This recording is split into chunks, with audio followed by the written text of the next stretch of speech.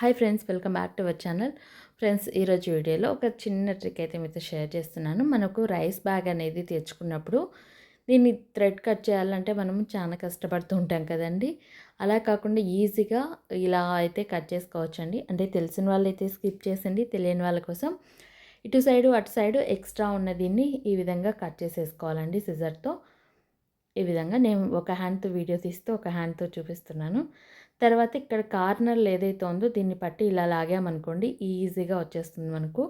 అలాగే రైస్ అనేది పురుగు పట్టుకోకుండా ఉండాలంటే ఇలా ఓపెన్ చేసిన వెంటనే మనం కొంచెం కల్లుప్పు వేసేసుకున్నామనుకోండి పురుగు అనేది పట్టుకోకుండా ఉంటుంది. చూడండి 2 దారాలు కూడా ఈ విధంగా లాగామనుకోండి ఈజీగా ఓపెన్ అయిపోతుంది. దీన్ని మనం ముక్కలు ముక్కలుగా కట్ చేసుకోకుండా అలాగే ఈ బ్యాగ్‌ని కూడా మనం కట్ చేసుకోకుండా ఈ విధంగా చేసుకోవచ్చు. ఈజీగా వచ్చేస్తుంది. పురుగు పట్టకోకుండా ఈ విధంగా సాల్ట్ అనేది కల్లుప్పు అనేది కలుపుకోవాలి.